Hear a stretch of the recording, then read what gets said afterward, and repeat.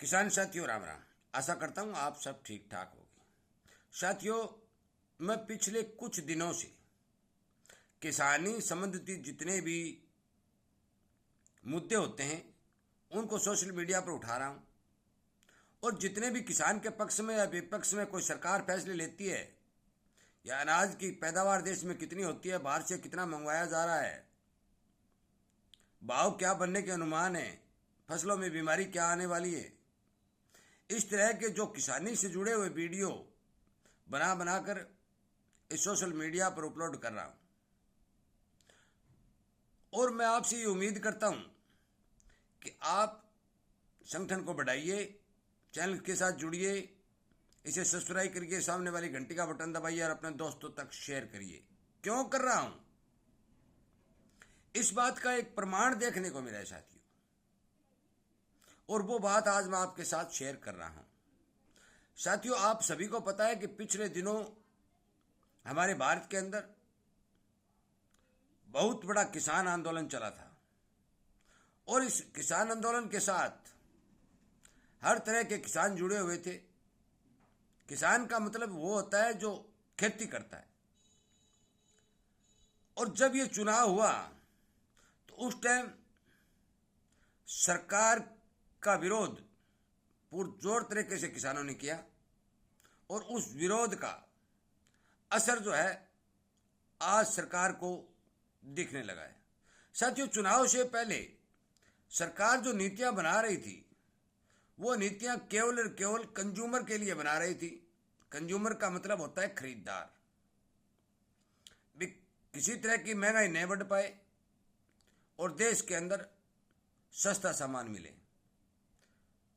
और मैंने एक वीडियो पहले अपलोड भी किया था कि सरकार को किसान और कंज्यूमर दोनों को बराबर बराबर देख करके, तौल करके ये नीतियां बनानी चाहिए, क्योंकि एक तराजू के दो पलड़े होते हैं। दोनों पलड़े, एक कोई अन्न पैदा करने वाला, एक अन्न खरीदने वाला, किसी को भी नुकसान न हो, इस तरह के भाव सरकार को सुनिश्चित करने चाहिए।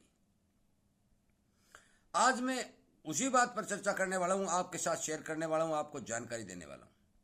साथियों, कल सोमवार का दिन था और हमने देखा कि शेयर बाजार के अंदर फर्टिलाइजर कंपनियों के जितने भी शेयर है उनमें तेजी देखने को मिली, क्योंकि सरकार ने फर्टिलाइजर सब्सिडी बढ़ाने का फैसला लिया है, किसानों को राहत देने का फैसला करने का मन बना रही है।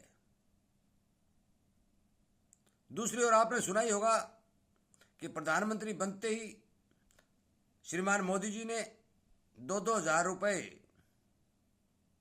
किसानों के खातों के अंदर जो डाल दिए। तीसरी बात, खबर निकल के आ रही है कि सरकार इस बात पर विचार कर रही है कि जो एक्सपोर्ट ड्यूटी जीरो की गई थी उस इंपोर्ट ड्यूटी को कुछ न कुछ बढ़ाया जा सके। तीसरी बात, सरकार जल्द से जल्द इस जो सीजन की जो फसलें हैं उनकी एमएसपी 5 और 10% तक बढ़ाने की जो है योजना बना चुकी है। ये वीडियो मैंने पहले बनाकर अपलोड भी कर दिया है।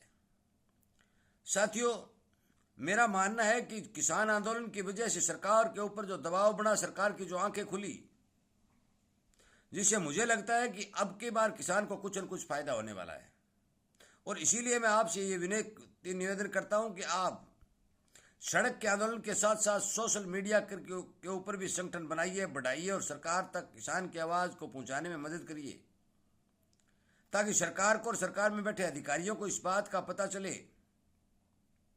कि वास्तव में धरातल पर हो क्या रहा है। साथियों, मैं आपको बता देना चाहता हूं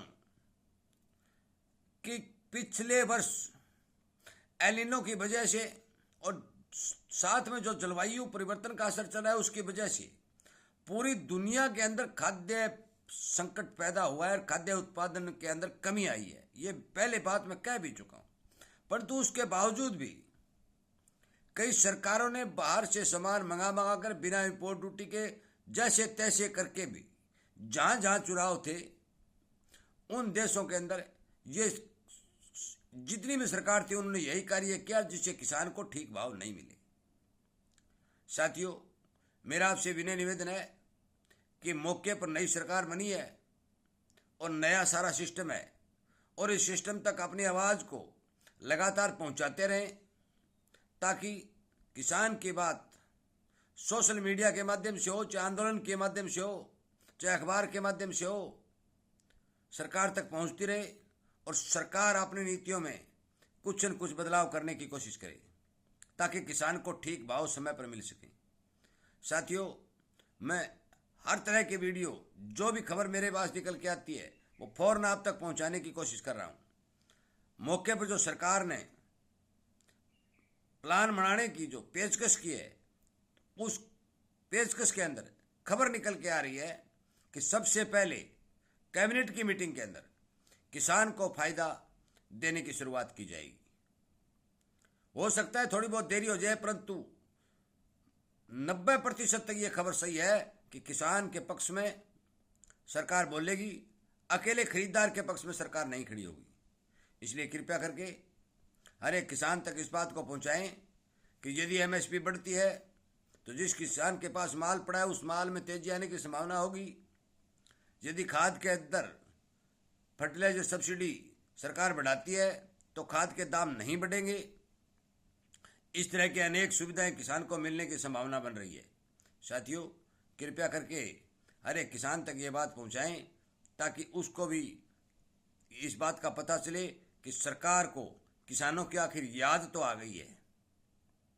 और इसीलिए मैं ये वीडियो बढ़ाकर अपलोड कर रहा हूं, ताकि हर जो वीडियो है जो किसानी के संबंधित बनाए जा रहे हैं, वो ज़्यादा से ज़्यादा किसान शेयर करके सरकार और अधिकारियों तक पहुंचाने की कोशिश करें, ताकि ताकि सरकार जो भी फैसला ले, किसान को ध्यान में रखकर फैसला ले, किसान के हित को कायम रखकर फैसला ले।